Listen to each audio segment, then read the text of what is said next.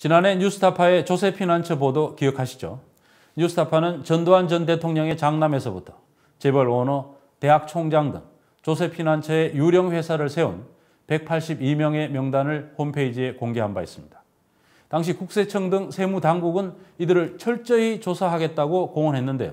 1년이 지난 지금 다시 확인해보니 182명 가운데 26%인 단 48명만 선별적으로 조사한 것으로 확인됐습니다. 감사원은 국세청이 일부만 선별해 조사한 이유 등에 대해서 특별 감사를 벌이고 있습니다. 송원근 PD가 보도합니다.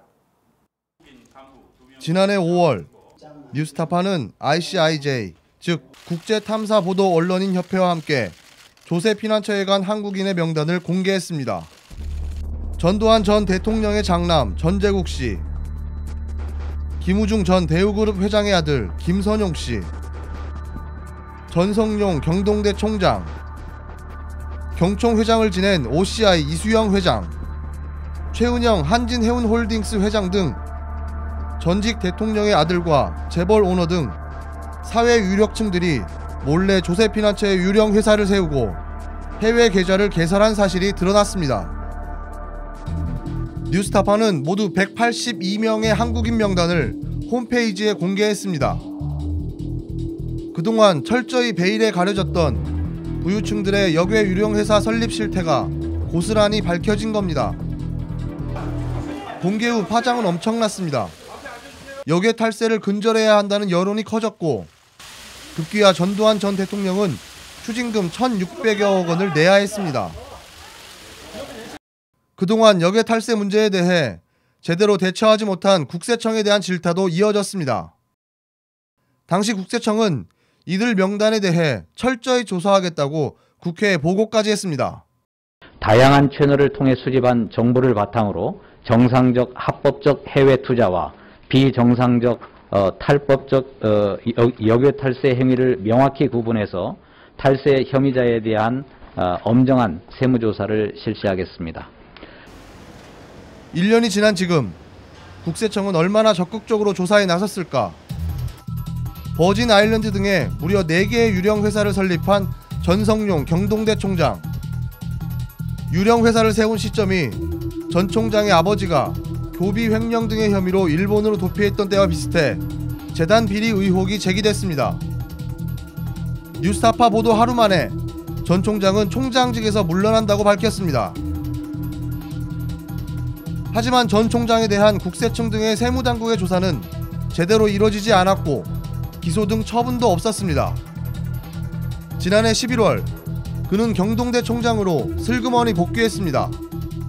금감위에서 이게 교비하고도 전혀 상관없는 것이고 해외 외국인 3명이 그 투자를 했던 거고 총장님하고는 큰 문제가 없다고 판단해서 혐의 없음이라고 이제 판결을 내리셨습니다. 아, 금감위에서요? 예. 그래서 이제 11월 달에 그 이사회의에서 그냥 업무 복귀를 시키신 거죠. 개인 투자자들에게 수천억 원대의 손실을 입히며 고위부도 논란을 일으켰던 오정현 전 SSCP 대표. 그 역시 버진 아일랜드에 유령 회사를 설립했던 것이 드러났습니다. 심지어 실질적으로 개인 소유였던 STM 코퍼레이션이라는 회사를 통해 SSCP로부터 수백억 원의 자금을 빼돌렸다는 감사 결과도 나왔습니다. 결국 오 대표는 올해 7월 국세청으로부터 법인세 170억 원과 함께 부가세 29억여 원을 추징당했습니다. 조세 포탈 혐의로 범칙 조사까지 이어졌으나 아직 검찰 기소는 이뤄지지 않고 있습니다. 지금 그 사건이 어디인지도 저도 잘 모르겠고요. 그러니까 그걸 아마 알려드릴 수는 없는 걸로 알고 있는데요. 국회 기획재정위원회 박원석 의원이 국세청으로부터 제출받은 자료에 따르면 지난해 뉴스타파가 공개한 조세피난처 유령회사 설립 한국인 182명 가운데 역외 탈세 혐의로 조사를 받은 사람은 48명에 불과한 것으로 드러났습니다. 나머지 134명에 대해서는 대면 조사도 하지 않았고 추후 조사 계획도 별도로 세우지 않았다고 합니다. 이뿐만이 아닙니다.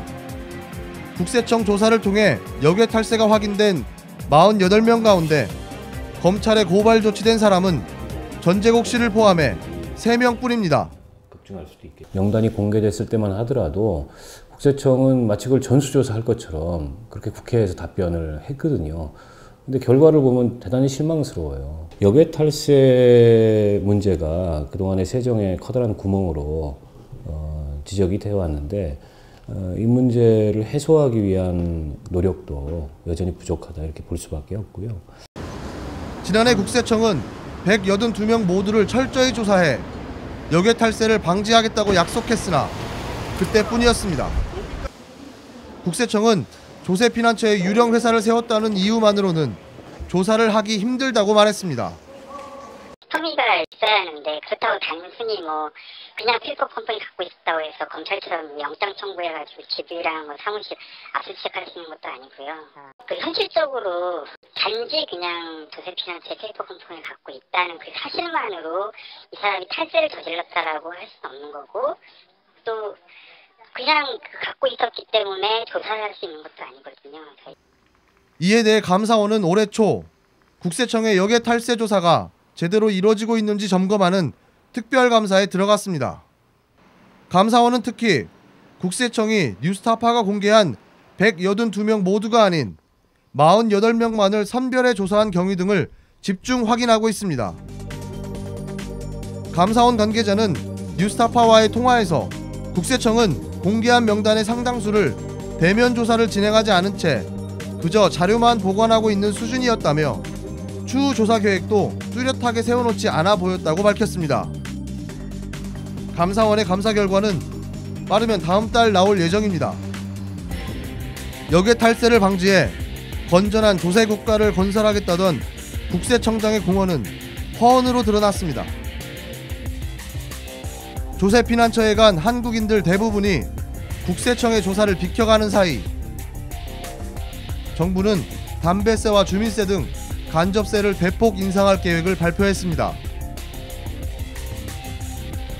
지하경제 색출은 간대였고 부족한 나라 곳간을 서민 호주머니로 채우겠다는 계산입니다. 뉴스타파 송원근입니다.